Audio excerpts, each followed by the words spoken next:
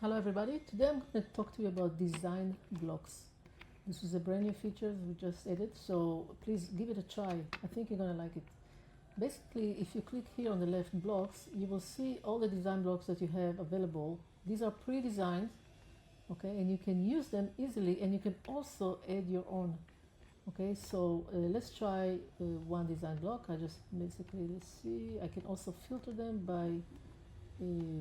by tags. Okay, let's say if I want to show a list of features, so I can click to see how it's going to look like. Of course, the text is going to be different, the data is going to be different based on your data. And then I'm going to click Insert to Canvas, and boom, you see, it's here. As easy as that.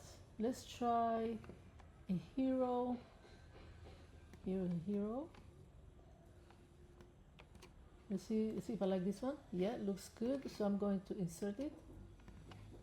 And here it is.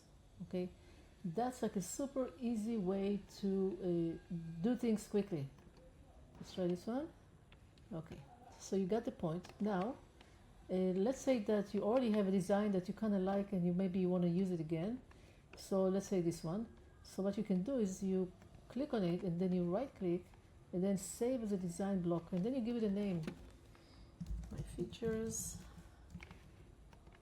and it will show up right here. I'll just get out of this one. You see, now you can also use this one. If you want to have a screen capture, you can just upload an image here. You can also add a tag here.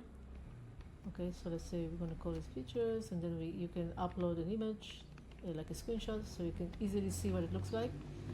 And then you just simply, to use it, you just say insert to canvas, and here it is.